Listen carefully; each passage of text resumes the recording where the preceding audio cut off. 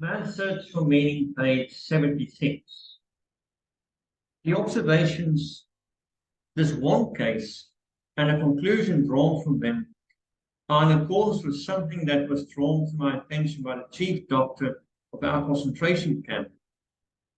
The death rate in the week between Christmas 1944 and New Year's 1945 increased in camp beyond all previous experience. In his opinion, the explanation for this increase did not lie in the harder working conditions or the deterioration of our food supplies or a change of weather or new epidemics.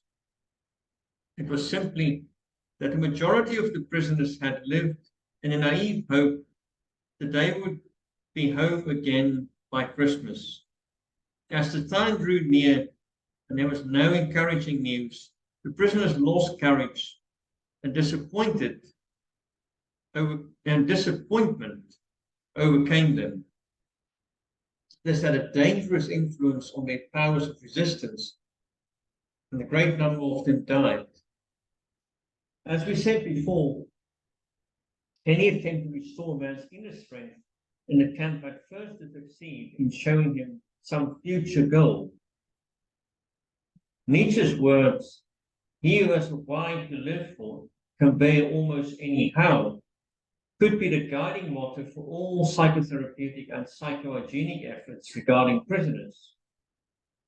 Whenever there was an opportunity for it, one had to give them a why, an aim for their lives, in order to strengthen them to bear the terrible how of their existence.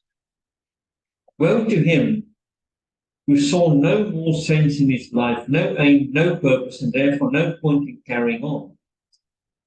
He was soon lost. The typical reply with which such a man rejected all encouraging arguments was, "I have nothing to expect from life anymore." What sort of an answer can one give to that? What was really needed was a fundamental change in our attitude toward life.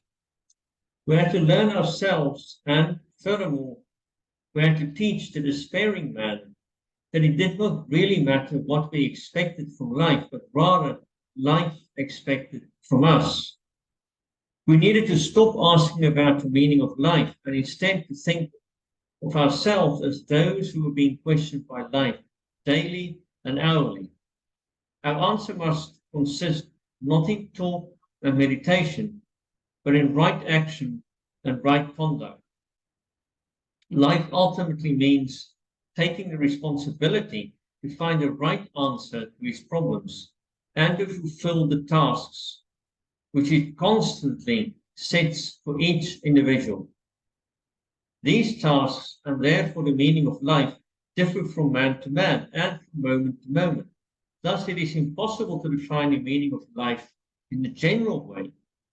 Questions about the meaning of life can never be answered by sweeping statements. Life does not mean something vague, but something very real and concrete, just as life's tasks are also very real and concrete. They form man's destiny, which is different and unique for each individual. No man and no destiny can be compared with any other man or any other destiny. No situation repeats itself, and each situation calls for a different response. Sometimes the situation in which a man finds himself may require him to shape his own fate by action.